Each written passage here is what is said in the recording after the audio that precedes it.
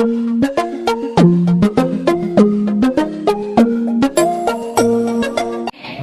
దేవుని వాక్యం చదువుకుందాం. ఈ కూటాలకి దేవుడు ఉన్నటువంటి ప్రత్యేకత ఏమిటి అని అంటే, ఇవి ప్రతిష్ఠించబడిన కూటాలు. అయితే మధ్యలో మనలో జరగాల్సిన కార్యం ఉంటుంది అనమాట. పోయిన సంవత్సరం ప్రతిష్ఠించబడి ఏం చెందాలి మనము? పరివర్తన. మరి ఈ సంవత్సరం ప్రతిష్ఠించబడిన ఈ కూటాల్లో మనం ఏం చేయబడాలి? ప్రక్షాళన. ఆ థీమ్ అన్నమాట. ఒక అంశం మీదనే ఈ కూడికలు ఏర్పాటు చేయడం జరుగుతుంది తప్ప ఏదో ఏమన్నా మొక్కుబడిగా ఏమన్నా జరుపుకోవాలి కనుక, చెయ్యాలి కనుక అనేటువంటి ఉద్దేశం కాదు. రండి, దాని కొరకు మూలవాక్యం ఆల్రెడీ పాంప్లెట్ లో దాన్ని నేను ముద్రించాను. మీరు తర్వాత చూద్దరు కానీ పాంప్లెట్ లో ముద్రించబడిన వాక్యమే మూలవాక్యంగా మనం చదువుకుందాం. నిర్గమకాండము, పరిశుద్ధ గ్రంథాలు కలిగిన వారు చక్కగా చూడడానికి ప్రయత్నించండి. నిర్గమకాండము 40వ అధ్యాయం, అంటే ఆఖరి అధ్యాయం, 30వ వాక్యం. 40:30.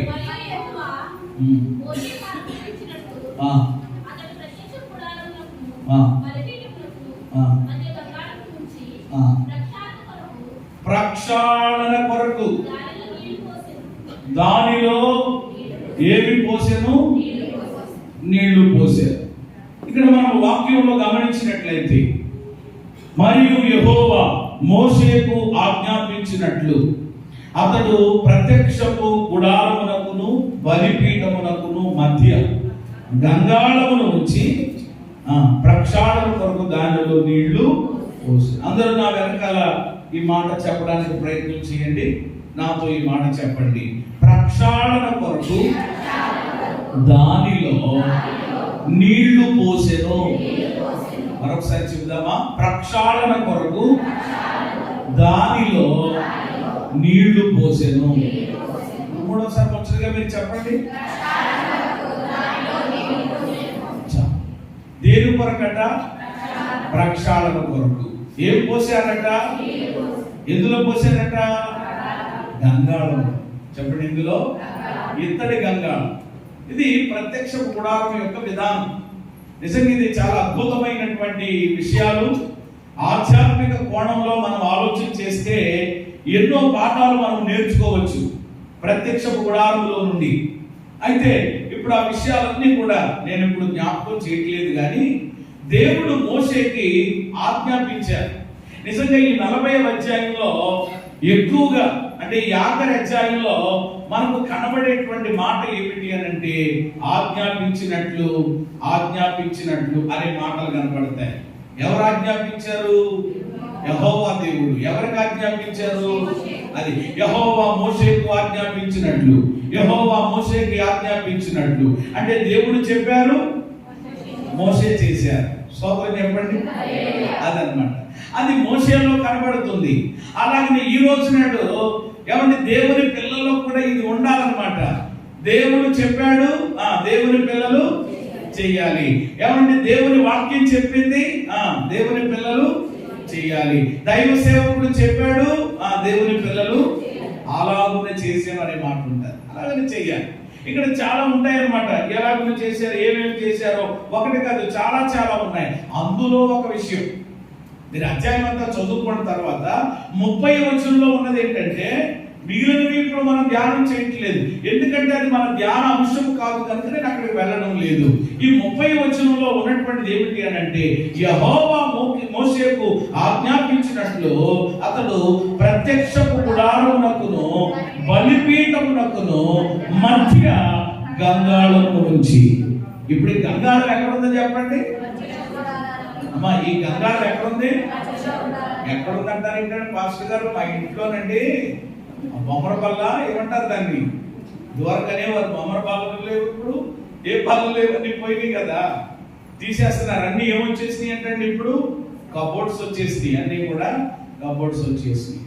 అసలు ఇప్పుడు ఇత్తడి గంగాళాలు లేవు. ఇత్తడి చెప్పండి, ఏమంటారు వాటిని? మీకు ఏదో తెలియనట్లుగా ఉండకండి, తెలిస్తే చెప్పండి, లేకపోతే నేనే చెప్తాను. Yes or no. కాబట్టి ఇప్పుడు అవేమి ఉండడం లేదు. ఉన్న మనోళ్ళు ఏం చేస్తున్నారు?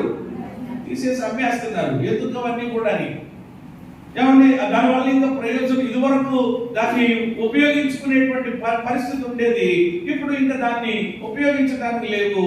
ఏమండి అన్ని ఫోన్ చేస్తే ఏమన్నా టయానికి తెస్తారు, ఏమన్నా మళ్ళా అంత అయిపోయిన తర్వాత వాళ్ళే తీసుకెళ్ళిపోతారు. ఇంక గంగాళాలు ఎందుకు ఇక?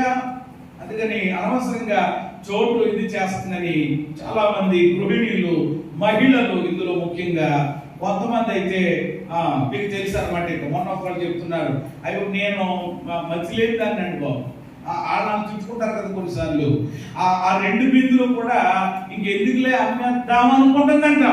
అనుకునే లోపులోనే ఆయన గారు చెప్పండి ఏం చేశారు, మళ్ళీ చెప్పలేక మీకు విడదీసి ప్రభుకు స్తోత్రం చెప్పండి. హల్లెలూయా. ఇంకా అనుకున్న దాని మీద ఎందుకు చేసేస్తే మొత్తం మీద దేనికో దానికి ఉపయోగపడి కదా అనుకుంటున్నానంటే అరపడి తట్టుకెళ్దామని, ఈ లోపల ఏంటి కనపడ్డే లేదంటే వాటికి రెక్కలు వచ్చినాయంట, ఎగిరిపోయినాయంట, అవి పొట్టలోకి వెళ్ళిపోయినాయంట. అయితే ప్రియమైన దేవుని బిడ్డలారా, ఇప్పుడు గంగాళం ఎక్కడుంది అని అంటే నేను మీ ఇంట్లో ఉన్న గంగాళం గురించి మాట్లాడటం లేదు. ఏమన్నా నేను మీరు కలిగి ఉన్నటువంటి గంగాళం గురించి చెప్పడం లేదు. పరిశుద్ధ గ్రంథంలో ప్రత్యక్ష గుడారములో ఉన్నటువంటి గంగాళం ఇది ఎక్కడుంది ఇప్పుడు చెప్పండి?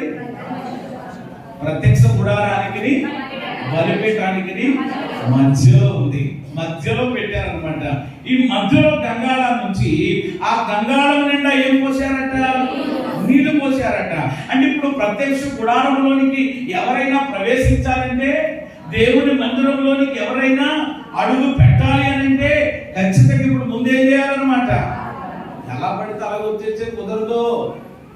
ఆ రోజు ఆ నియమం ప్రభు కృపను బట్టి మనం నీటిగా పరిశుభ్రంగా ఉంటున్నాం కాబట్టి ఇంకా అవసరం లేదు. లేకపోతే 2-3 గంగాళాలు ఎడితే ఎవరికి వెళ్తే ఏమైనా సరిపోతాయి మనకి. కాబట్టి చక్కగా ఉన్నాం కాబట్టి పర్వాలేదు, ఇబ్బంది లేదు.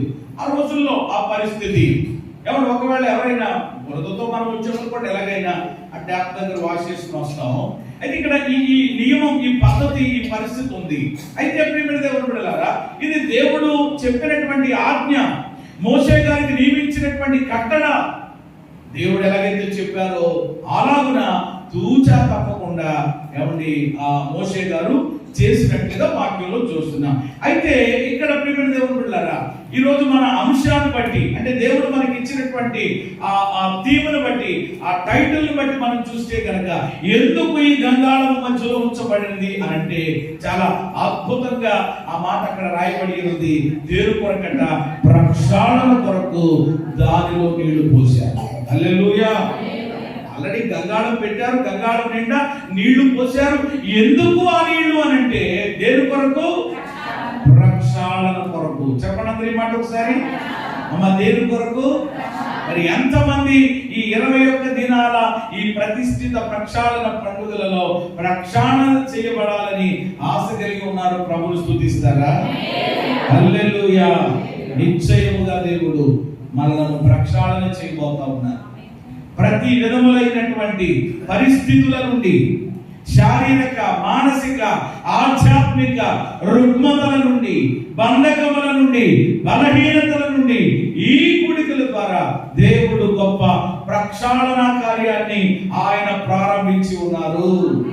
నమ్మిన వాళ్ళు స్తోత్రం చెప్పండి. అలా మీరు చెప్తానే ఉండాలి మధ్య మధ్యలో. నేను మిమ్మల్ని అడుక్కోవాల్సినటువంటి అవసరం లేదు. ప్రభువును స్తుతించడానికి నేను చెప్పమంటే మీరు చెప్పాల్సినటువంటిది లేదు. అవును అని మీకు అనిపిస్తే కనుక, నిజమే అనిపిస్తే కనుక, మీ హృదయంలో కనుక అవును కదా అని అనిపిస్తే కనుక, మీకు ఆ స్పందన కలిగితే కనుక, ఆ ప్రేరణ కలిగితే కనుక, ఆ ఉనికి కలిగితే కనుక వెంటనే చెప్పండి. ప్రభుని ఏం చేయొచ్చు? మిమ్మల్ని బట్టి పక్కోళ్ళు అయినా దేవుని ఏం చేస్తారు? నువ్వే బెల్లం కొట్టిన రాయిలాగా అలా ఉండిపోతే, ఏమంటే షోకేసులో పెట్టిన బొమ్మలాగా అలా ఉండిపోతే, ఏమంటే మిగిలిన ఉంటారు. మనలను బట్టి ఇతరులు కూడా చెప్పండి ఏం చేయాలి? చలించాలి. ప్రభువు స్తోత్రం కలిగి. నిన్ను బట్టి పక్కోళ్ళకి ఏం పుట్టాలి? మంట పుట్టాలి, వేడి పుట్టాలి. అంటే ఇతరులు మండించబడాలంటే ముందు మనం ఏమవ్వాలి? మండుతుందరా బాబు దగ్గర దాన్ని అనుకోవాలి. అంతేగాని చల్లారిపోయి ఉంటే కనుక కాబట్టి మిగిలిన వాళ్ళు కూడా మనం ఏం చేస్తాం, చల్లారి చేస్తాం. కాబట్టి కూడికల ద్వారా మీరు మండించబడాలని, ఇతరులను కూడా మీరు మండించే వారిగా ఉండాలని నేను కోరుకుంటూ ఇక నేరుగా అంశంలోకి వచ్చేస్తున్నా. అసలు ప్రక్షాళన అంటే ఏంటి, దాని గురించి మనం ఆలోచన చేద్దాం. ప్రక్షాళన అనే మాట చాలాసార్లు మనం వింటూ ఉంటాం. బైబిల్లో చాలా తక్కువ సార్లు రాయబడ్డది ఈ మాట, చాలా తక్కువ సార్లు. ఇక్కడ చూస్తాము, మళ్ళా ఎవ్రీ పత్రికలో ఉంటుంది, చాలా తక్కువగా ఉంది మాట. అసలు ప్రక్షాళన అంటే ఏమిటి అని కనుక మనం ఆలోచన చేస్తే, ప్రక్షాళన అనేటువంటి మాటకు చాలా అర్థాలు, ఏమంటే పర్యాయ పదాలు కూడా ఉంటాయి. అందులో మొదటిగా ఏమిటి అని అంటే, ప్రక్షాళన అంటే కడుగుకొనుట. ఏం చేయుట? కడుగుకొనుట, లేకపోతే కడగబడుట. కడుగుట, కడగబడుట, ఏమంటే ఏదైనా అర్థం వస్తుంది. అలాగే రెండవదిగా చూస్తే శుద్ధి చేయబడుట. శుద్ధి చేయబడుట ఏమంటే ప్రక్షాళన అంటే. మూడవదిగా చెప్పాలి అని అంటే కలుషాలను ఏమంటే కడిగి వేయుట. హల్లెలూయా. కలుషాలను ఏం చేయుట? కడిగి వేయుట. అంటే టోటల్ గా ఒక్క ముక్కలో చెప్పాలి అని అంటే ప్రక్షాళన అని అంటే చెప్పడం, మనం ఏం చేయబడడం? కడగబడడం. హల్లెలూయా. ఏం చేయబడడం? ఆల్రెడీ మీరు అనుకోవచ్చు, ఇదేంటి పాస్టర్ గారు, మేము ఏమండి మరి ఎప్పుడైతే యేసు ప్రభు అని మా నోటితో ఒప్పుకున్నామో, మా హృదయంలో విశ్వసించామో, ఆ రోజే మేము ఏం చేయబడ్డాం అని అనుకోవచ్చు కొంతమంది. ప్రక్షాళన చేయబడ్డాం. ఆయన రక్తము చేత మనలను ఏమంటే ప్రక్షాళన చేశారు. ఏమంటే కానీ నేనేమంటాను అని అంటే, అది ఎప్పుడో ప్రియమైన దేవుని బిడ్డలారా జరిగింది అని అనుకుని మనము అలా ఉండిపోవడానికి వీలు లేదు. ఏమంటే ఈ 21 దినాల కూడికల ద్వారా ఏమంటే ప్రతిరోజు కూడా, ప్రతి దినము కూడా దేవుడు మనలను ప్రక్షాళన చేయడానికి ఆయన ఇష్టపడుతున్నాడు. దేవునికి స్తోత్రం కలిగింది. అది రక్షణ బాప్తిస్మం అనేటువంటిది మనము సంఘంలో సహవాసంలో చేర్చబడడానికి, ఏమంటే అది బహిరంగంగా మనం ఇచ్చేటువంటి సాక్ష్యం. కాబట్టి ఎవరైనా వారానికి నేను ఒకేసారి స్నానం చేస్తానండి అన్నవాళ్ళు ఇక్కడ ఎవరైనా ఉన్నారా? అమ్మ, వారానికి ఎన్నిసార్లు ఒకేసారి చేస్తాను అన్నవాళ్ళు ఎవరైనా ఉన్నారా? ఒకవేళ అలా ఉంటే కనుక మీ పక్కన ఎవరైనా కూర్చుంటారా? ఆలోచన దిగండి. ఏమంటే ప్రతిరోజు డైలీ ఖచ్చితంగా ఏమంటే శరీర శుభ్రం కొరకు చెప్పండి, తప్పకుండా ప్రతి ఒక్కరూ స్నానం చేయాలి. ఒకసారి కాదు, 2 సార్లు. మనకి మంచిగా వాటర్ దేవుడు పుష్కలంగా ఇచ్చాడు కాబట్టి 2 సార్లు ఏంటి, ఆరుగారుగా ఏమంటే అలాగా. పిల్లలైతే చూడకళ్ళు దిక్కు వాళ్ళు ఇంట్లోనే ఉంటారు కదా. కాబట్టి నేను ఎప్పుడో మునిగానండి, నేను ఎప్పుడో పొందానండి, నేను ఎప్పుడో అని అంటే కుదరదు. మరలా దేవుడు ఈ కూడికల ద్వారా ఎవ్రీడే ప్రతి రోజు కూడా మరలా ఆయన ప్రక్షాళన చేయడానికి ఆయన ఇష్టపడుతూ ఉన్నాడు. దేవునికి స్తోత్రం కలిగింది. మనల్ని కాదు, కొన్ని పరిస్థితులను కూడా దేవుడు ప్రక్షాళన చేయబోతున్నాడు. నీ కుటుంబ పరిస్థితులను ప్రక్షాళన చేయబోతున్నాడు. నీ అనారోగ్య పరిస్థితులను ఆయన ప్రక్షాళన చేయబోతున్నాడు. నీ ఆర్థిక పరిస్థితులను ఆయన ప్రక్షాళన చేయబోతున్నాడు. నీ వ్యాపార పరిస్థితులను ఆయన ప్రక్షాళన చేయబోతున్నాడు. నీ బిడ్డల యొక్క భవిష్యత్తును ఆయన ప్రక్షాళన చేయబోతున్నాడు. ప్రక్షాళన కార్యాన్ని ఆయన ప్రారంభించాడు. ఆమేన్ చెప్పండి. హల్లెలూయా. విషయం అర్థమైంది కదా. ప్రక్షాళన అంటే ఏం చేయబడడం? కడగబడడం, శుద్ధి చేయబడడం. కాబట్టి కడగబడడం ఏమన్నా అందరికి ఇష్టమే కదా. ఏమండి కడగబడితేనే కదా మనిషి చెప్పండి ఎలా ఉండగలుగుతాడు? ఆరోగ్యంగా ఉండగలుగుతాడు. ఆరోగ్యంగా మనం ఉండాలి అని అంటే ఏమండి మనము ఏమండి కడగబడాలి. అంతేగాని అక్కర్లేదండి అని చెప్పి మన ఏమండి వంటినైనా మన ఇంటినైనా మనము కడుక్కోకపోతే చెప్పండి ఏమొస్తుంది అనమాట? గప్పు వస్తుంది. ఇప్పుడు ఉదాహరణకి మీరు కిచెన్ లో ఉంటారు స్త్రీలు, ఏమండి ఆ కిచెన్ లో ఏమండి వంట చేసేటప్పుడు ఖచ్చితంగా చెప్పండి ఏముంటది అనమాట? ఈ సామాన్లు వేసుకునేటువంటిది ఏమంటారు చెప్పండి? సింక్ అనమాట. ఒక్కొక్క ఇంటికి వెళ్తే నిజంగా ఎంత ఇదిగానంటే మొత్తం ఉదయం 12 అయినా కానీ, మధ్యాహ్నం 1 గంట అయినా కానీ, సాయంత్రం ఎప్పుడు చూసినా కూడా ఆ సింక్ నిండా చెప్పండి అనమాట. ఆ ఎంగిళ్ళతోటి ఆ తినేసి పడేసినటువంటి వాటితో అలాగే ఉండి వాటిలో చుట్టూరు ఈగలు ముసిరేసి చాలా భయంకరంగా. కొన్ని ఇళ్లలో అలా ఉండదు. ఎప్పటికప్పుడు చెప్పండి ఏం చేస్తూ ఉంటారు? చక్కగా ఆ సామాన్లన్నీ తోముకుని ఆ లోపల కూడా ఆ సింక్ కూడా చక్కగా ఏమంటే శుభ్రం చేసుకుంటే ఎంత నీట్గా ఎంత ఫ్రెష్గా ఏమంటే ఆ వంట రూమ్ ఉంటుంది. దేవునికి స్తోత్రం కలిగింది. కొంతమంది అనకూడదు కానీ ఇలాగ అంటున్నానని కాదు, కానీ అది వంట కదా, అది పెట్ట కదా అన్నట్లుగా ఒక చోట ఏం కూడా పెట్టలేమన్నమాట. కాలు ఎక్కడానికి చోటు ఎక్కడ, ప్రార్థన చేయడానికి వెళ్ళాను ఒక ఇంటికి, ఇలాగ ఎక్కడానికి లేదు, ఇక నేను ఇలాగే నిలబడింది. మళ్ళీ అన్ని అక్కడే తినేసిన పళ్ళ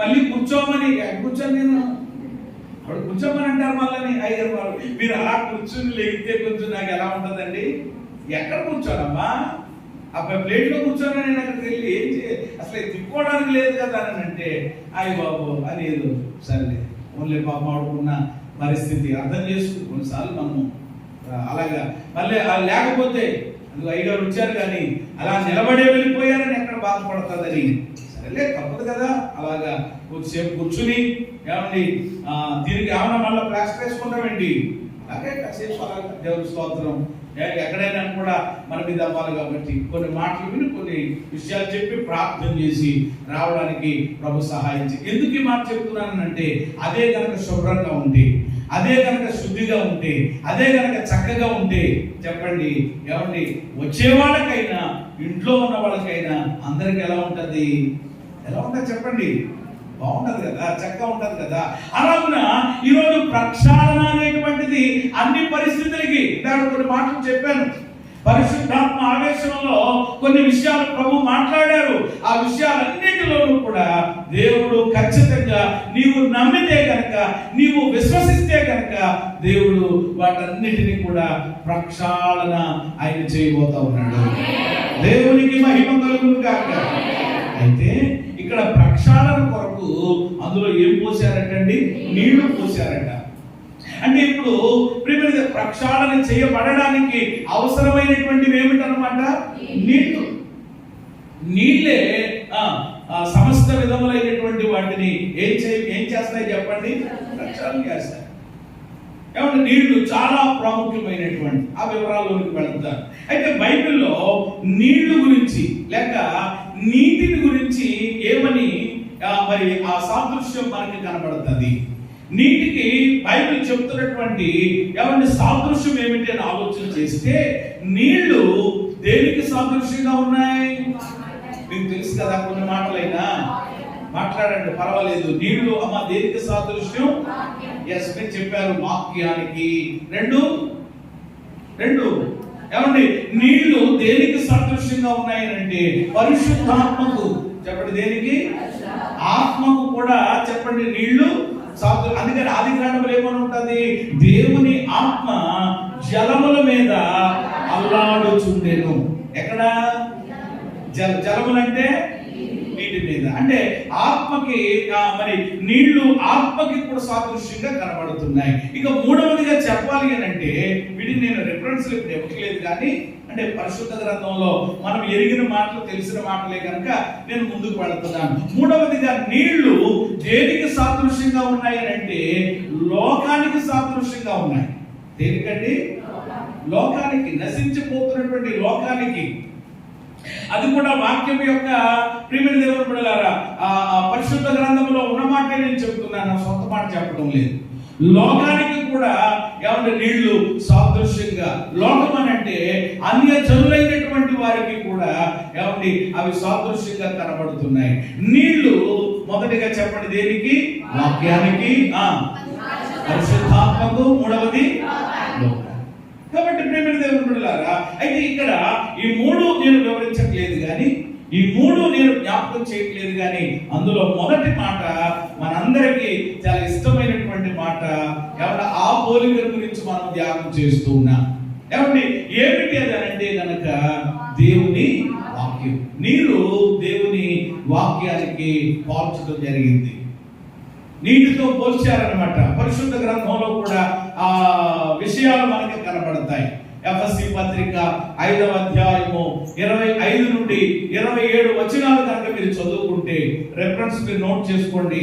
ఎఫ్ఎస్సి పత్రిక 5వ అధ్యాయము 25 నుండి 27 వచనాలు ఎవరైనా చదివి సహాయం చేయడం పర్వాలేదు. తీసారా? ఎఫ్ఎస్సి పత్రిక 5:25 చూడండి. పురుషులారా ప్రేమించండి, అటువలనే క్రీస్తు కూడా సంఘమును ప్రేమించి అది కళంకమైనను ముడతైనను అట్టిది మరి ఏదైనను పరిశుద్ధమైనది గాను నిర్దోషమైనది గాను మహిమ గల సంఘముగాను ఆయన తన ఎదుట దానిని నిలువబెట్టు కొనవలెనని వాక్యముతో ఉదక స్నానము దేవునికి స్తోత్రం కలుగునుగా. ఆమేన్, హల్లెలూయా. ఆ మాట మీరు అండర్లైన్ చేసుకోండి. దేని చేత? వాక్యము చేత. ఏ స్నానం? ఉదక స్నానం. ఉదక స్నానం అంటే ఏమండి? ఈ వాక్యము చేత ఉదక స్నానం ఎవరికి అని అంటే కనుక చెప్పండి, ఎవరికి? సంఘానికి. సంఘాల గురించి చెప్పబడినటువంటి మాట. సంఘము చెప్పండి ఎలాంటిదిగా ఉండాలంట? మడతైన ఏంటంటది? ముడతైనను కళంకమైనను అట్టిది మరి ఏదైనను లేక పరిశుద్ధమైనదిగా ఉండాలి, నిర్దోషమైనదిగా ఉండాలి. ఎలాంటి సంఘం? యేసుక్రీస్తు మహిమ మందిరం కూడా. ఈ యేసుక్రీస్తు మహిమ మందిరంలో ఉన్నటువంటి మనము కూడా ఏమండి పరిశుద్ధమైన వారంగా, నిర్దోషమైనటువంటి వారంగా, మహిమ కలిగినటువంటి సంఘంగా ఒక రోజు మహిమ మీద, మహిమ మేఘాల మీద రాబోతున్నటువంటి మన ప్రభు అయినటువంటి యేసయ్య ముందు మనము నిలవబడాలని చెప్పి వాక్యము చేత దానిని ఏం చేయిస్తున్నాడట? అదే ప్రక్షాళన అంటే. దేవునికి స్తోత్రం కలిగింది. ఆమేన్, హల్లెలూయా. కాబట్టి ప్రియమైన దేవుని బిడ్డలారా, ఏమండి ఈ ప్రక్షాళన కార్యంలో ఏమంటే మనకి మరి ఉపయోగపడుతున్నటువంటి ఒక అద్భుతమైనటువంటి ఏమంటే సాధనం ఏమిటి అని అంటే కనుక దేవుని వాక్యం. ఏమంటే ఇప్పుడు ఆ నీళ్లు వాక్యానికి ఏమంటే పోల్చడం జరిగింది. నీరు చేసేటువంటి పనులు ఏంటి తెలుసు కదా మనకి? నీరు చేసేటువంటి పనులు, నీళ్ల ద్వారా ఏమంటే పరిశుద్ధ గ్రంథంలో నీటికి కూడా చాలా ప్రాధాన్యత, ప్రాముఖ్యత ఉంది. చాలా పాఠాలు ఉన్నాయి, ఇప్పుడు అవన్నీ నేను చెప్పట్లేదు. కానీ ప్రియమైన దేవుని బిడ్డలారా, నీరు చేసేటువంటి పనులు, నీటి ద్వారా జరిగేటువంటి కార్యాలు జనరల్ గా ఏమంటే చాలా ఉన్నాయి కదా. మరి వాటిని మీరు ఆల్రెడీ అనుభవిస్తున్నారు కదా. ఏమంటే మీ మాటల్లో ఏమైనా జ్ఞాపకం చేస్తారా? జనరల్ గా నేను చెప్తున్నాను అనమాట. వాక్యంలోకి తర్వాత వెళదాం. కొన్ని విషయాలు మామూలుగా జనరల్ గా కూడా మనం స్టడీ చేయడం మంచిది. ఏమంటే నీటి ద్వారా కలిగిన ప్రయోజనాలు ఏంటి? నీటి ద్వారా ప్రయోజనాలు లేవా? ఏమంటున్నారు మీరు? త్రాగడానికి మంచిది, ఆహారము సిద్ధపరచుకోవడానికి, స్నాన కార్యక్రమాలు చేసుకోవడానికి. నీకు నిజంగా ఒక మాటలో చెప్పాలి అంటే నీళ్లు లేకపోతే ఏమి లేకపోతే అలా పెద్ద ప్రసంగం నీళ్లు గురించి అంటారేంటండి భాస్కర్ గారు అని అనుకోవచ్చు. మీకు ఏదో విడ్డూరంగా ఉండొచ్చు, కానీ విషయాలు మనం అర్థం చేసుకోవడానికి అంటే కనీసం జనరల్ గా ఇవి కూడా తెలియదు. సోషల్ స్టడీస్ లో కూడా ఈ విషయాలు వస్తాయి. చదువుకున్న పిల్లలు కూడా ఇక్కడ చాలా మంది ఉన్నారు.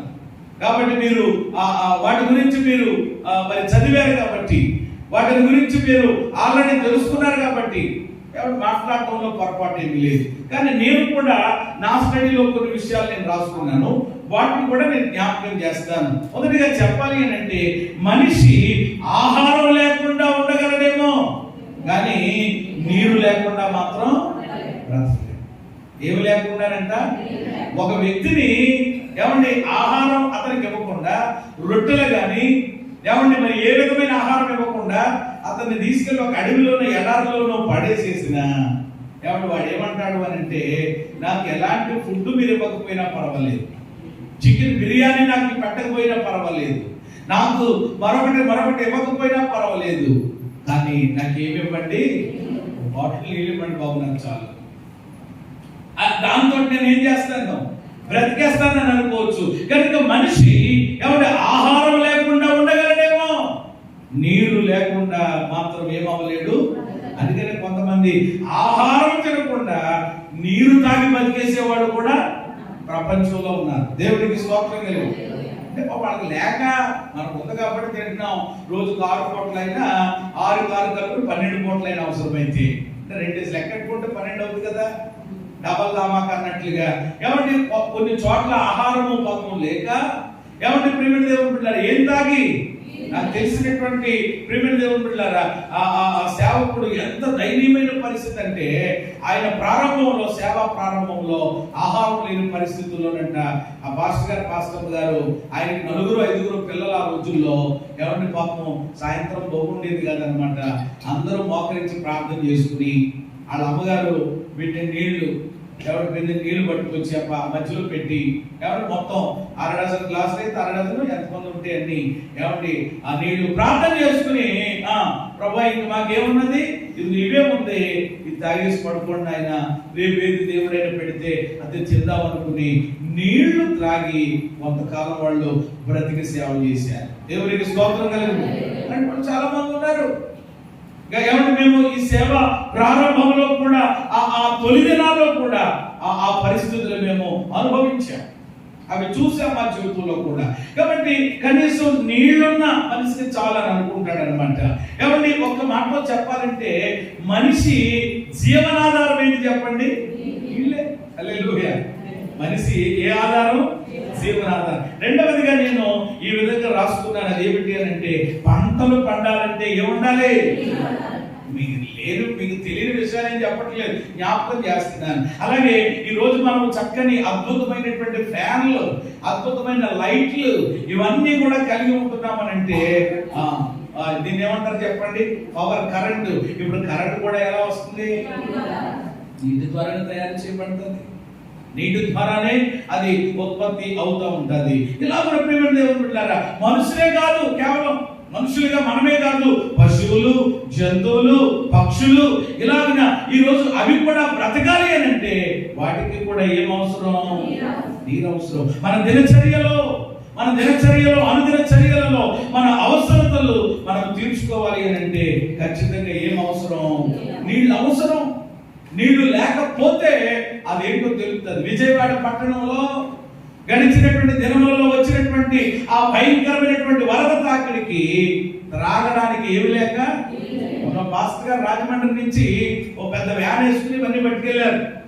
ఏంటి మొత్తం కాయగూరలని, వాళ్ళ నిత్యావసర వస్తువులు పట్టుకెళ్తే ఏమండి ఒక ఆయన అంటున్నాడంట, బాబు ఇదిగో ఏమండయ్యా, దయచేసి మీరు ఏమి ఇచ్చినా ఇవ్వకపోయినా కానీ ఓ బాటిల్ ఇవ్వండి బాబు.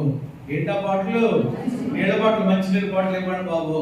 ఏమండి తర్వాత ఇవన్నీ మీరు ఇద్దరు కానీ అని చెప్పి ఇవ్వగానే అంటే మోత తీసుకుని గటా గటా గటా గటా తాగేస్తే ఈయన ఒకసారిగా షాక్ అయిపోయాడు. చూసారా? అంటే ఈరోజు ఎక్కడికో పోవక్కర్లేదు మనం. ఏమండి నీళ్ళ లేక, ఏమండి ప్రియమైన దేవుని బిడ్డలారా, కొన్ని ఏరియాల్లోనైతే ఏమండి ఇక నీళ్లు మురికి నీళ్ళే. ఆ మురికి నీళ్ళని ఏం చేసుకుని వడగట్టుకుని ఇంట్లో తీసుకెళ్తే కాచుకుని ఏమంటే వాటిని చల్లార్చుకుని వాటినే. ఈరోజు నీళ్లు బాధ మనకు లేదు కాబట్టి తెలియడం లేదు.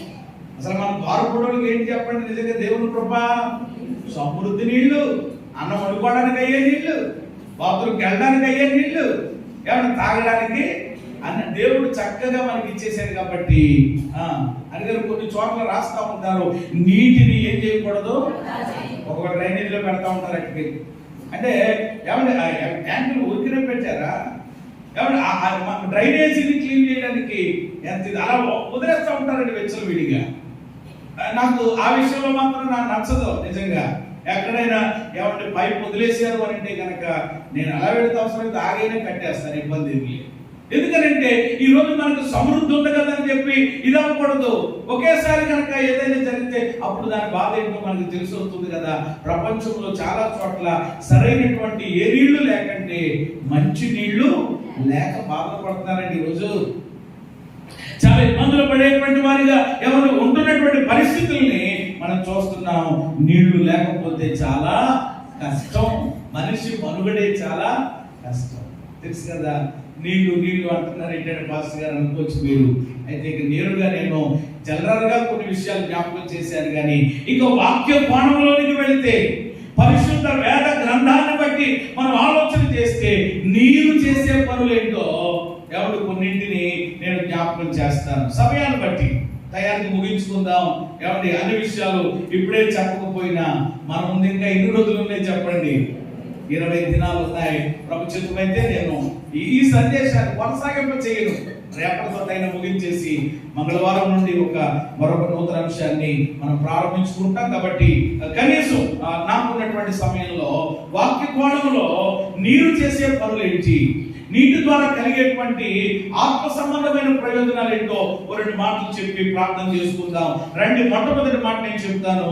ఏమండి, ఈ నీరు ఏం చేస్తుంది అంటే కనుక ఏమండి మన దాహాన్ని తీరుస్తుంది. మొదటి మాట చెప్తున్నాను. నీరేం చేస్తారు చెప్పండి?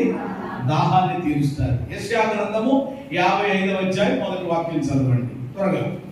యెషయా 55:1 దప్పికొనిన వారలారా ఎక్కడికి రండి?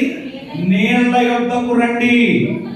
రూకలు లేని వారలారా మీరు వచ్చి కొని భోజనించండి. చాలు. మొదటి మాట ఎవరని దేవుడు పిలుస్తున్నాడు? ఎవరిని పిలుస్తున్నాడు?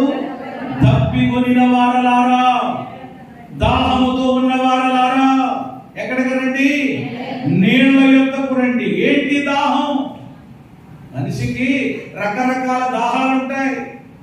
ఏమంటే మనిషికి రోజు ఏమంటే రకరకాల దాహాలతో ఏమంటే ఇదవుతూ ఉన్నాడు మానవుడు. ఏమంటే కొంతమందికి ఏ దాహం అని అంటే ధనదాహం. ఏ దాహం అంటే ఎంత సంపాదించిన వాడికి ఏమవుతుంది అనమాట? ఇంకా సంపాదించాలి, ఇంకా సంపాదించాలి, ఇంకో 1000 రూపాయలు అయిపోతే పోండి, దీనికి ఇంకో 1000 రూపాయలు కలిపితే పోండి, ఇంకా దీనికి ఇంకో 10,000 కలిపితే పోండి, ఇంకో 1,00,000 కలిపితే పోండి, 2 లక్షలు కలిపితే బాగుంది. లోపల డబ్బేమంటే ఏంటి పరిస్థితి? అంటే ఏ దాహం చెప్పండి? ధనదాహం. ఇలాగున చాలా దాహాలతో మనిషి బతుకుతున్నాడు ఈరోజు. కానీ నేను అంటాను, అలాంటి దాహాలు కాదు దేవుని పిల్లలైనటువంటి వారు కలిగి ఉండాల్సింది. ఇక్కడ రాయబడినటువంటి దాహం ఏమిటి అని అంటే ఇది ఆత్మదాహం. హల్లెలూయా. ఏ దాహం? ఆత్మదాహం. అందుకనే దేవుడు అంటున్నాడు, దప్పికొనిన వారలారా ఎక్కడికి రావాలి? నీళ్ళ యొక్కకు రా. ఏమంటే నీళ్ళ యొక్కకు రావాలి అని అంటే చెప్పండి, మనకి ఏమేయాలి?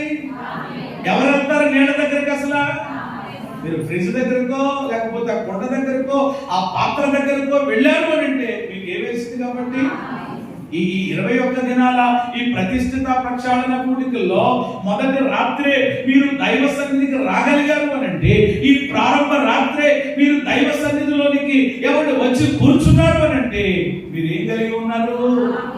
దాహం కలిగి ఉన్నారు. హల్లెలూయా. కొంతమంది ఏమనుకుంటున్నారంటే నాకు దాహం ఏంటి? దిక్కుమాలిన దాహాలన్నీ ఏడ్చినప్పుడు ఇంకా ఆత్మదాహం ఎలా వస్తుంది నీకు? పనికిమాలినటువంటి దాహాలతో ఏమండి లోక సంబంధమైనటువంటి దాహాలతో ఉన్నప్పుడు ఈ ఆధ్యాత్మిక సంబంధమైనటువంటి ఏమండి ఆకలి, ఆత్మ సంబంధమైనటువంటి దప్పిక ఎలా వస్తుంది నీకు? యేసయ్య శిలువలో వేలాడుతూ ఆయన పలికిన 7 మాటల్లో ఒక మాట మనకు తెలుసు. ఏం గురించున్నాను? ఆయన దప్పిక వేరు. ఈరోజు చాలా మంది దప్పికలు ఉన్నాయి, రకరకాలుగా ఉన్నాయి. కానీ ఈరోజు మన దాహం ఆత్మ సంబంధమైన దాహం అయితే, మన దాహము వాక్య సంబంధమైనటువంటి దాహం అయితే, 21 దినాల కూడికల ద్వారా దేవుని వాక్యము ద్వారా నా దాహాన్ని నేను తీర్చుకుంటాను. హల్లెలూయా. అందుకని వాక్యం దుప్పి ఏం చేస్తుందట? నీటి వాకుల కొరకు. అలాగున దేవుని వాక్యం కొరకు మనం ఎప్పుడు చెప్పండి ఏమవ్వాలి? తప్పిస్తూ ఉండాలి, ఆశతో ఉండాలి. ఉంటే దేవుడు తప్పకుండా మనల్ని ఏం చేస్తాడు చెప్పండి? తృప్తిపరుస్తాడు. యోహాను సువార్త 4వ అధ్యాయంలో మనకు తెలుసు కదా, సమరయస్త్రీ వృత్తాంతం మనకు కనబడుతుంది. అక్కడ ప్రియమైన దేవుడు ఉన్నారు. ఆమెతో యేసయ్య చెప్పారు 13వ వచనంలో, నేనిచ్చు నీళ్లు త్రాగువాడు అనే మాట. ఎవరిచ్చు నీళ్లు? నేనిచ్చు నీళ్లు త్రాగువాడు ఎప్పటికీ తప్పిపోడు. అప్పుడు వెంటనే ఆవిడ అడిగేసింది, ప్రభువా అయితే ఆ నీళ్లు నాకు కావాలి నాయన, నాకు కావాలి ప్రభు, నాకు ఇవ్వు నాయన అని అడిగి ప్రియమైన దేవుని బిడ్డలారా ఆ నీళ్లు త్రాగి ఆత్మదాహాన్ని తీర్చుకుని ఆ పాపిష్టి జీవితానికి ఫుల్ స్టాప్ పెట్టి ప్రభు కొరకు జీవించింది, అనేకులకు ఆశీర్వాదకరంగా మాదిరికరంగా మారింది. ఎవరు చెప్పండి? సమరయ స్త్రీ. ఎవరు? దాహం, ఆత్మదాహం ఉండాలి. అది లేకపోతే ఎన్ని చెప్పండి పాస్టర్ గారు, నేను ఎన్ని చెప్తే ఏమండి కొందరికి అర్థమవుతుంది? ఆ ఆకలి మనకు ఉండాలి కదా, ఆ దాహం మనకు ఉండాలి కదా, ఆ తృష్ణ మనకు ఉండాలి కదా. ఆ తృష్ణ ఉన్నవాడే, ఆ దాహం ఉన్నవాడే ఎక్కడికి వెళ్తాడు? ఈ నీళ్ళ దగ్గరికి అయితే వెళ్ళి పేపాలు తాగేస్తారు. నేను అవి కాదనట్లేదు. బాటిల్ మీద బాటిల్ తాగేస్తారు. ఈ నీళ్లు గురించి నేను మాట్లాడటం లేదు. ఆత్మ సంబంధమైనటువంటి దాహం ఉంటే తప్పకుండా జీవజలాల దగ్గరికి వస్తారు. వాటిని త్రాగి ఏం చేయబడతారు? తృప్తి పరచబడగలుగుతారు. స్తోత్రం చెప్పండి. నెంబర్ 2, రెండవ మాట, ఈ వాక్యం లేకపోతే ఈ నీరు చేసే రెండవ పని, మొదటిది దాహాన్ని తీరుస్తుంది. నీళ్లు త్రాగితేనే కదా దాహం తీరుతుంది. అలాగే వాక్యపు జలాల్ని నీవు వచ్చి వాటిని చక్కగా విని ఎవరి ధ్యానం చేస్తే నీ ఆత్మ సంబంధమైన దాహం కూడా తీర్చబడతారు. రెండవదిగా ఎవరి నీరు చేసే పని ఏంటంటే శుద్ధి చేస్తుంది. రెండవదిగా ఏం చేస్తుంది? శుద్ధి చేస్తుంది. ఎఫ్ఎస్సి పత్రిక ఆల్రెడీ చదివేశారంటే అక్కడ మీరు 5:27లో ఎవరి వాక్యము ద్వారా ఏం చేయించి ఉదక స్నానం చేయించి అనేటువంటి మాట. అంటే ఈ వాక్యం ప్రేమ దేవుడు పెట్టారు, మనలను శుద్ధి చేస్తుంది. వాక్యము శుద్ధి చేస్తుంది.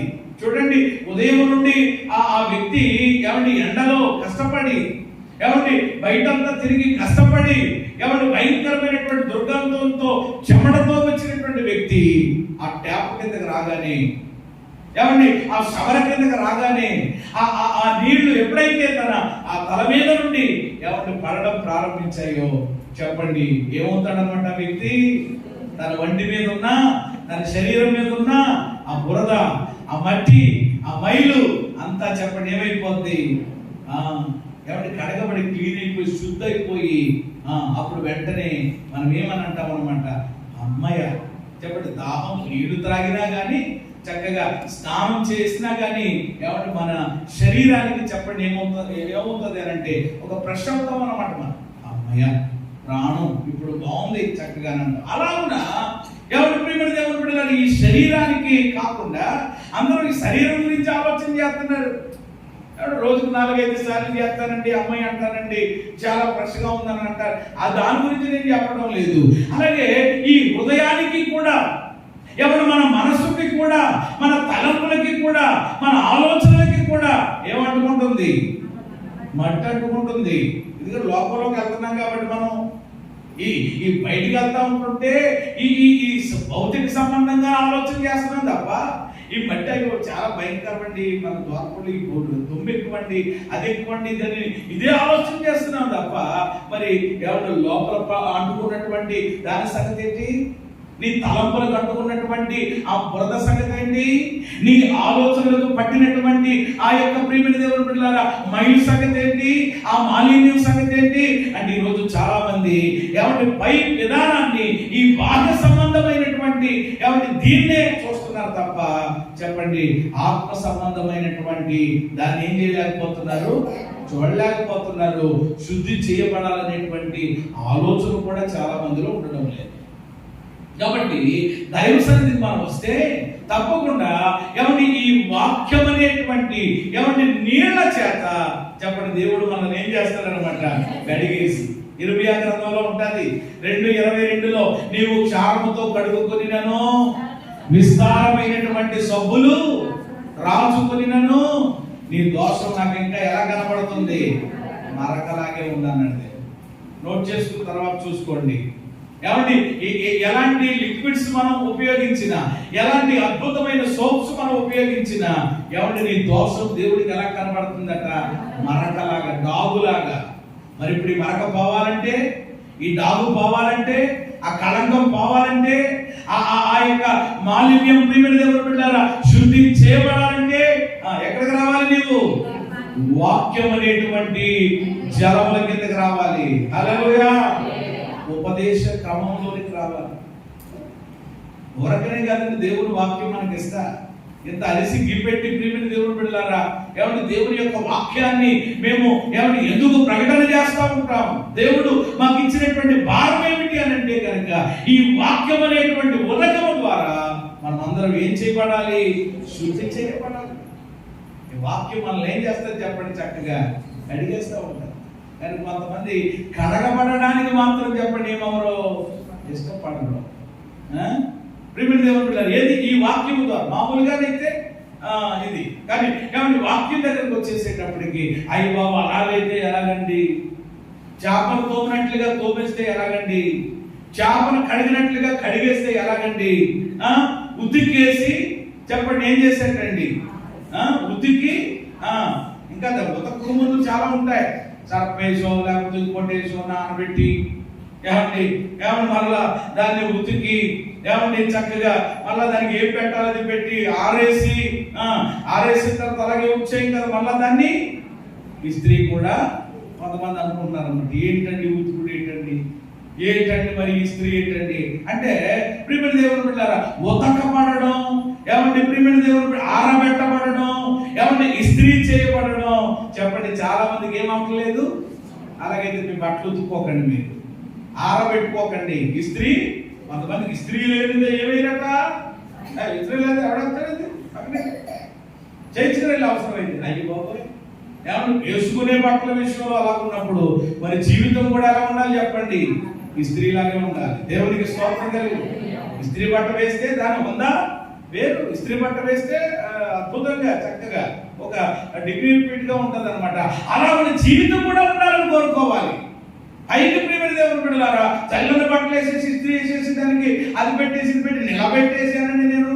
మళ్ళీ మనం బట్ట కట్టామంటే మామూలుగా ఉండకూడదు, అలా నిలబడవలసింది అది అంటే ఏమంటే పై వేషం సంగతి పక్కనట్టి మరి ఏమంటే లోపల సంగతి ఏంటి? అసలు ఆధ్యాత్మిక సంబంధమైనటువంటి విషయాల్లో ఏది ఆ హుందాతనం ఏది, ఆ ఫ్రెష్ ఏది, ఆ తాజాతనం ఏది? అలాగే ఇక్కడ ఏమైనా చేస్తుంటుంటే అలాగైతే కుదరదండి. అయ్యి బాబా అంత ఇదిగానా, అంత గట్టిగా బాధేయాలా? ఏమంటే బాధితేనే కానీ చెప్పండి ఏమవుతుంది? మాట్లాడరేమా? ఏమంటే వస్త్రాలకు పట్టినటువంటి ఏమండి ఆ దుప్పట్లకు పట్టినటువంటి ఆ బురద లేకపోతే అది ఏదైతే ఉందో అదంతా క్లీన్ అయిపోయి వదలాలంటే ఏమవ్వాలన్నమాట? బాధాలు అవసరమైతే కొన్ని బట్టలనే బాధితేనే కానీ ఏమవుతుంది చెప్పండి? కొన్ని బాధాల్సినవి ఉంటాయి, కొన్ని బాధపడదు. షాంపూ వేసి అలాగే కానీ మొత్తం అది కొన్ని రకాలు ఉంటాయి. మళ్ళా అందుకని కొన్నిసార్లు బాధుల సెక్షన్ ఉంటుంది, కొన్నిసార్లు బాధుల తర్వాత మళ్ళీ అట్లా ఏం చేయాలంట? జాడించాలి అటు ఇటుని, అయితే క్లీన్ అవ్వదు. అలాగే ఏదో తీసుకొచ్చి మేము ఇది ఏమీ చేయకుండా మామూలుగా నెమ్మదిగా సుఖవంతంగా చెప్పేస్తే ఇంకా ప్రియమైన దేవుని బిడ్డలారా, ఎక్కడ మన ఆధ్యాత్మిక జీవితంలో పరివర్తన రూపాంతరం అనేటువంటిది వస్తుంది. కాబట్టి నిశ్చయంగా మీరు ఏమనుకున్నా బాధపడినా ఏమండి ఇంకొక రకంగా ఉన్న ప్రక్షాళన జరిగితేనే కానీ ఏమండి దేవుని కార్యం మన జీవితంలో మనము చూడలేము. హల్లెలూయా. ఈ ప్రక్షాళన ఏం చేస్తుంది? నేను చేయట్లేదు. ఈ ప్రక్షాళన నా వలన కాదు. ఈ ప్రక్షాళన చేయడానికి గంగాళంలో ఏం పోసారట? ప్రక్షాళన కొరకు అందులో ఏమి పోసాను? ప్రక్షాళన అంటే ఏంటో చూసాం. ఎవరి ప్రియమైన దేవుని బిడ్డలారా, ఎవరి నీళ్లు దేనికి సాదృశ్యంగా ఉన్నాయో చూసాం. దేనికి సాదృశ్యంగా ఉన్నాయి? వాక్యానికి, ఆత్మకు, లోకానికి. అయితే మనం మొదటి విషయాన్ని ఆలోచన చేస్తున్నాం. నీరు చేసే పనులు జనరల్ గా ఆలోచించాం, నీరు చేసే పనులు వాక్య కోణంలో ఆలోచిస్తున్నాం. మొదటి మాట చెప్పండి. నీరు ఏం చేస్తుంది? ఏ దాహం అది ఉందా? ఉంటే రా, దేవుడు ఆహ్వానిస్తున్నాడు. ఈ కూటానికి ప్రారంభ రోజే మీరు చాలా మంది వచ్చారు. రాని వాళ్ళకి కూడా దేవుడు ఒక ఇన్విటేషన్ ఇస్తున్నాడు. ఏమిటి అని అంటే, దప్పి కొనిన వారలారా నీళ్ల యొద్దకు రండి, ప్రక్షాళన చేయబడండి. హల్లెలూయా. మేము రావండి. ఈ మరుగుతోటే, ఈ రొచ్చులోనే, ఈ రోతలోనే, ఈ దౌర్భాగ్య దిక్కుమాలినటువంటి స్థితిలోనే మేము ఉంటామండి అని అంటే ఎవరో ఏం చేసేది ఉన్నది. అలాగే ఉండు, స్నానం చేయడం పిల్లడా, స్నానం చేయడం అంటే చేపనాలు అన్నాడు అనుకోండి, ఇసుకొచ్చి ఏం చేస్తారు మీరు? ఇక చేస్తే చేయలేకపోతే ఆడికే తర్వాత అర్థమవుతుంది అన్నాడు. శరాబుద్ధి ఆడేం చేస్తారు చెప్పండి? అలా కొంతమంది ప్రారంభంలో కొద్దిగా గట్టి ఉన్నా కానీ ఇంకా లోపల ప్రేమని దేవుని బిడ్డలారా, ఆత్మదేవుడు మంట ఎట్టాడు అనుకోండి, ఇంకొండలేక కుదురు లేకుండా అయ్యి బాబు వెళ్ళి పడిపోతారు జలాల్లో, ఆ వాక్యం జలాల్లో పడిపోతే మనం శుద్ధైన అవుతామని చెప్పి మొత్తం మీద తోసుకునో ఈడ్చుకునో ఏదో రకంగా ప్రేమని దేవుని బిడ్డలారా ప్రభు సన్నిధికి వస్తారు. అలా బలవంతంగా నువ్వు రావక లేకుండా ప్రభువే మొదటి రోజు ఆహ్వానం చేస్తున్నాడు. దప్పిగురిన వాళ్ళారా, దాహంతో ఉన్న వాళ్ళారా రండి, వచ్చేస్తే నేను కడిగేస్తానంటున్నాడు ఆయన. హల్లెలూయా! ఎంత గొప్ప దేవుడు అండి, ఎంత ప్రేమ గల దేవుడు అండి మన దేవుడు. మీ బిడ్డ చూడండి, అప్పుడే చక్కగా శుభ్రంగా చేశారు. ఎవరైనా వాడిని చక్కగా కడిగేస్తానని చెప్పించారు. మంచి బట్టలు వేసి పౌడర్ రాసి, నానా చక్కగా కూర్చో భోజనం పెడతానే అని లోపలికి వెళ్ళారు. లోపలికి లేడీడు, మీరు లోపలికి వెళ్ళారు అన్నమాటుకొద్దామని ఏడ్రా ఏమయ్యారా అని అట్టి తిరుగుతా ఉంటుంటే ఎలా వస్తున్నాడో తెలిసేటాడు. మొత్తం మసీదు వేసుకుని మసిపక్కం వేసుకుని ఇలాగా ముఖం కూడా సరిగా కనపడలేదు, ఇసుక పోసుకుని నెత్తి మీద ఇసుక వేస్తున్నారు కదా, బ్రైట్ ఎక్కి కూడా అయిపోయింది కదా. ఇప్పుడు మరి ఏం చేయాలి, అందుకని ఇసుకలో చేయడంతో కుదరదని చెప్పాను అక్కడ మనం. ఎందుకంటే అలా ఉంది మరి పరిస్థితి. పిల్లలు వచ్చి ఇంతవరకు లాగా ఎక్కి ఆడారనుకోండి పర్లేదు అప్పుడు, అందుకని సీరియస్ గానే చెప్పాను. ఏమనుకున్నా కానీ అంటే మళ్ళీ కనపడలేదు దేవుడు. కాబట్టి ఇసుక నెత్తి మీద పోసుకుని అలాగే వస్తే ఏం చేస్తుంది అమ్మా, ఒక్కడే వేస్తుంది వేయటానికి. అయినా కానీ పర్మనెంట్గా ఇప్పుడే కదలని అన్న 2 సార్లు అయినా 3 సార్లు అయినా వాడిని చెప్పండి, ఆ తల్లి ఏం చేస్తా ఉంటది. ఈ రోజు నేను అంటాను, ఆ తల్లికి మించిన గొప్ప మనసు కలిగినటువంటి వాడు ఈ రోజు మనం ఆరాధిస్తున్న దేవుడు. హల్లెలూయా!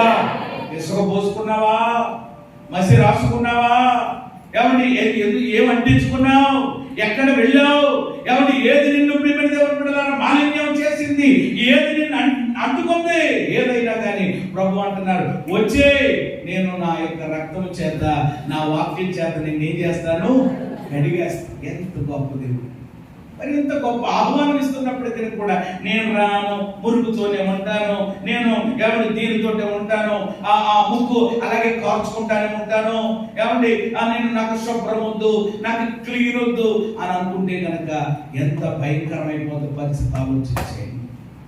కాబట్టి దేవుడు ఇస్తున్నటువంటి అవకాశాలు, ఎవరి దేవుడు ఇస్తున్నటువంటి ఆహ్వానాన్ని తప్పకుండా మనం ఏం చేయాలి చెప్పండి, సద్వినియోగం చేసుకోవాలి. ఇక్కడ శుద్ధి చేయడం అనేటువంటి దగ్గర పాపాన్ని, దోషాన్ని, సమస్త కల్మషాన్ని ఈ యొక్క నీరు ఏం చేస్తారు చెప్పండి, శుద్ధి చేస్తారు. 119వ కీర్తన 9వ వచనం కూడా నోట్ చేసుకోండి, చదవద్దు ఇప్పుడు. 119:9 ఏమండి, యవనస్తులు దేని చేత తమ నడతను శుద్ధిపరచుకుంటారు అని అంటే వాక్యం బట్టి. కాబట్టి వాక్యానికి ఉన్నటువంటి లేక నీరుకు ఉన్నటువంటి రెండవ ప్రత్యేకత, ప్రయోజనం, నీరు ఏం చేస్తారు చెప్పండి, 1 దాహాన్ని తీరుస్తుంది, 2 శుద్ధి చేస్తుంది. నువ్వు శుద్ధి చేయబడాలంటే, నువ్వు కడగబడాలంటే చెప్పండి ఎక్కడికి రావాలి, నీళ్ళలోకి రావాలి. కడుక్కో. దేవుడు నిజంగా చెప్పాలి అని అంటే ఒక సువర్ణ అవకాశాన్ని, ఒక బంగారు అవకాశాన్ని యేసుక్రీస్తు మహిమందిరంలో ఉన్న మనందరికీ దేవుడు ఇస్తున్నాడు. సద్వినియోగం చేసుకుందాం. ఆ ప్రక్షాళన కొరకు ఏమండి అందులో చెప్పండి ఏం పోసాను, కాబట్టి రాత్రి ఏమంటే చాలా విషయాలు నేను వాక్యంలో నుండి జ్ఞాపకం చేశాను. ప్రభు చిత్తమైతే మరలా ఇంకా చాలా విషయాలు ఉన్నాయి. ఏమండి ఈ వాక్యం అనగా ఈ నీరు చేసే పనులు ఏంటి, వాక్య కోణంలో మిగిలిన విషయాలు రేపటి పాఠంలో ధ్యానం చేద్దాం. దేవుడు మనలను బలపరిచి నడిపించును గాక.